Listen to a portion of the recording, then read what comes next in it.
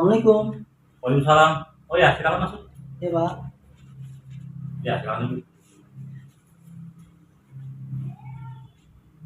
Waduh, dengan siapa saya berbicara? dengan Dendi Pak. Oh, Dendi. Dendi dari mana ini? Saya kebetulan habis pulang kerja Pak. Mana perjalanan tadi? Pulang kerja. Nah, alhamdulillah sih Pak, pulang kerja karena sore Pak ya, jadi macet Pak. Wajar lah namanya perkotaannya, jadi agak sedikit padat. Ada. Nampaknya lelah sekali hari ini. Iya Pak, aduh luar biasa dengan kerjaan. Ada kenapa ini dengan pekerjaan? Jadi ini Pak, saya kan kerja kebetulan di satu instansi Pak ya. Pak gaji saya juga termasuk karyawan honorer Pak.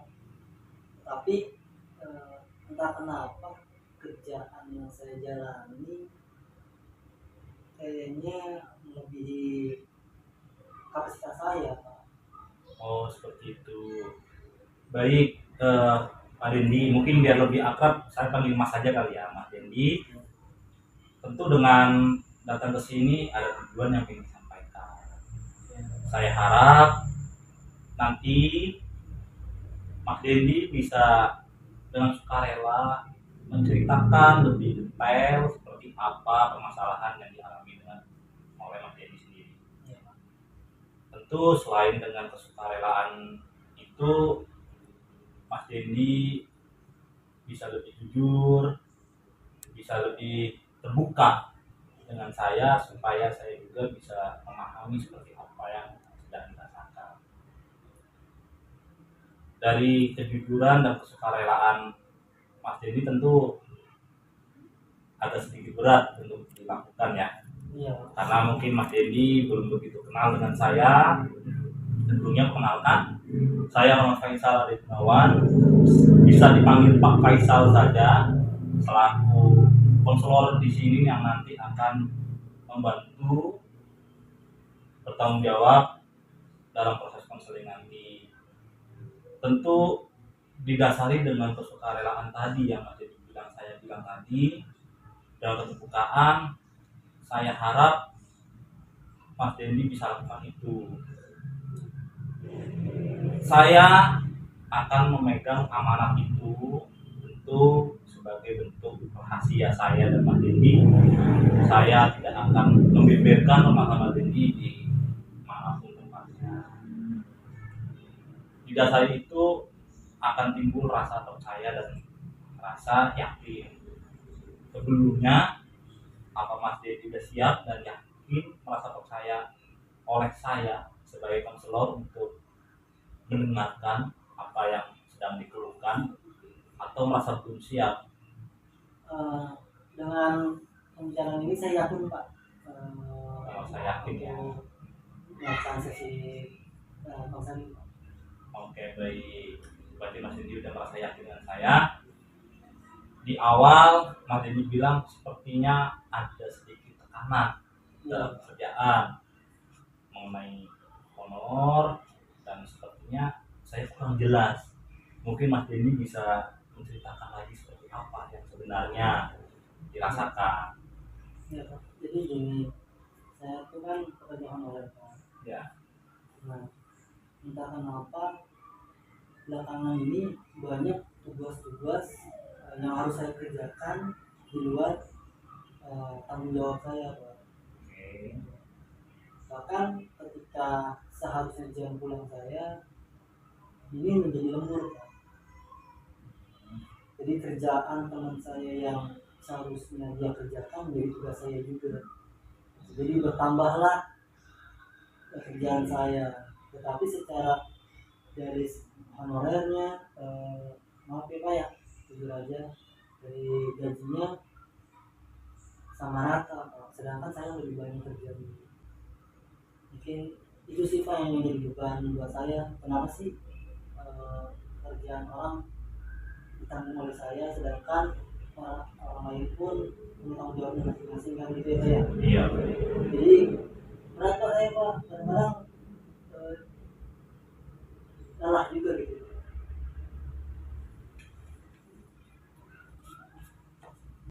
Dendi, saya bisa merasakan apa rasanya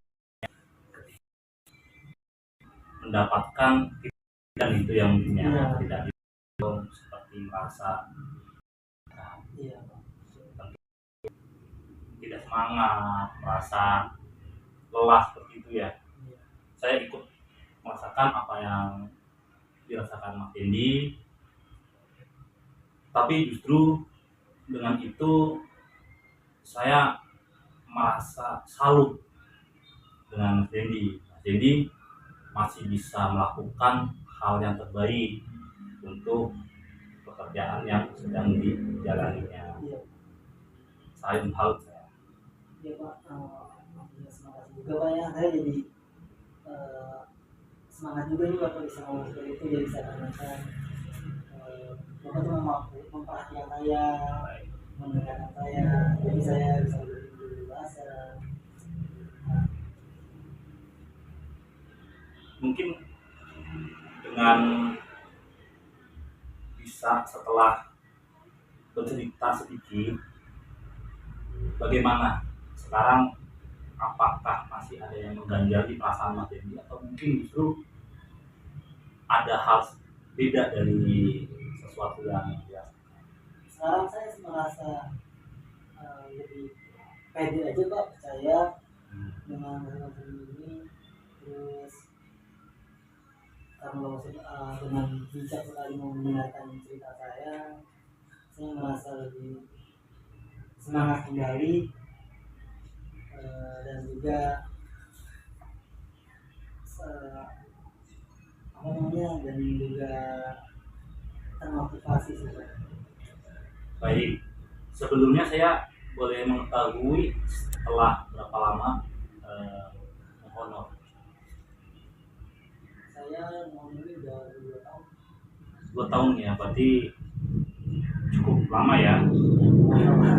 Sebenarnya gini Mas Dendi, kita terkadang merasa pikiran kita merasa memikirkan hal-hal yang sifatnya iri dengan orang lain. Padahal sebenarnya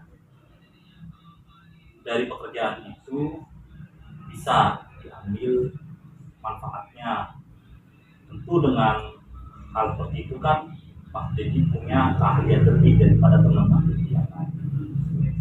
Ini sebagai bentuk perubahan pola pikir Mas Dendi, bahwa Mas Dendi jangan berpikiran mungkin ya, atau mendapat suatu job lebih, mungkin bisa berpikiran bahwa Mas Dendi bisa mendapat pengalaman lebih, mendapat ilmu lebih.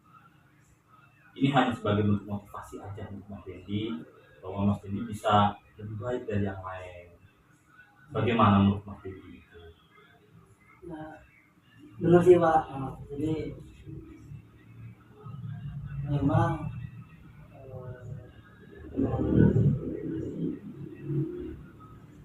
jadi saya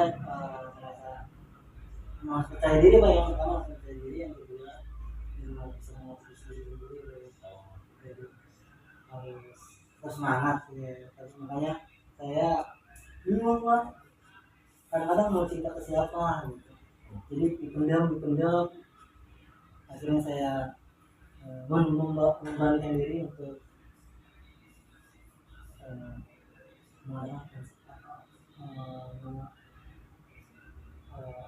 ada konseling gitu, supaya hati saya itu lega.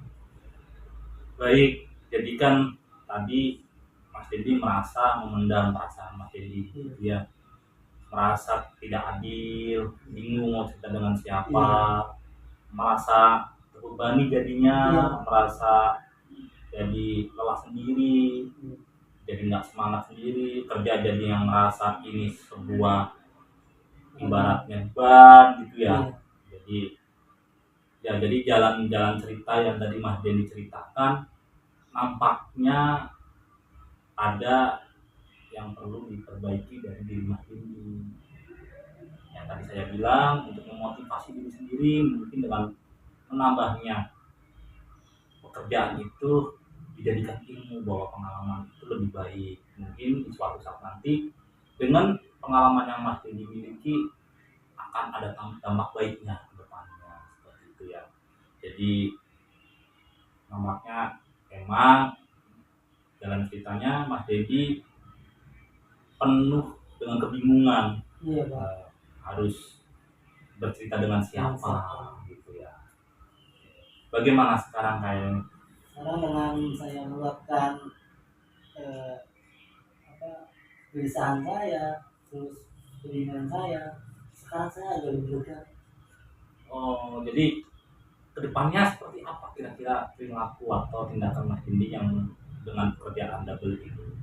Mungkin untuk kedepannya saya harus lebih semangat lagi, lebih ikhlas kembali, biar bisa pekerjaan yang membuat saya bisa menjadi pembelajaran untuk saya, dijadikan ilmu buat saya. Jadi dari datang tadi di awal proses konseling dengan peristiwa yang di awal, yang lalu, yang udah pernah berlalu, dilalui dengan Mas Dendi, dan dilaksanakan proses konseling, sekarang kira-kira dengan peristiwa yang terjadi sekarang, dengan gambaran yang tadi dimotivasi, ada penyesalan nggak? Atau mungkin justru merasa bangga dengan memilih double job, merasa lebih punya ilmu? Karena kan harus ada perbedaan nih antara kejadian masa lalu dengan kejadian setelah proses konseling. Apa yang bisa diambil dari itu semua? Ini jadi sebenarnya jadi lebih apa ya, merasa lebih alhamdulillah dengan adanya seperti itu, saya merubah pemikiran saya bahwa pekerjaan yang mungkin ditambahkan oleh atasan saya mungkin suatu proses untuk mencapai keberhasilan saya. Semoga menjadikan motivasi untuk diri saya tidak hanya menjadi seorang pekerja honorer, mungkin depannya akan menjadi lebih baik kembali. Nampaknya setelah melewati proses konseling dengan kejadian masa lalu dan yang sekarang, nampaknya pikiran dan perilaku Anda ada perubahan seperti itu ya, ada lebih baik gitu ya. Iya Pak. Tidak, di awal kan kayaknya menyesal, mempunyai atasan yang menyuruh double seperti itu. Kayaknya namanya sekarang pikiran dan perilaku Anda lebih enjoy, menerima dengan keadaan itu ya. Seperti itu. Berarti nggak ada penyesalan lagi, kayaknya justru malah bersyukur kali itu ya. Iya Pak, kayaknya sekarang lebih bersyukur Pak dengan ada sesi konseling ini. Saya merasa pemikiran saya lebih luas kembali Pak. Oke. Terus tentunya dari awal tadi datang nampaknya fisik Mas Dendi lesu gitu, letih gitu. Di akhir menjelang dengan proses konseling ini nampaknya lebih ceria gitu ya. Iya benar Pak. Kayaknya ada semangat baru gitu. Semangat baru Pak, jadi motivasi baru buat diri saya sendiri sekarang Pak. Jadi fisik ini lebih tegar gitu. Lebih tegar sekarang, tetap semangat untuk menjalani pekerjaan sekarang.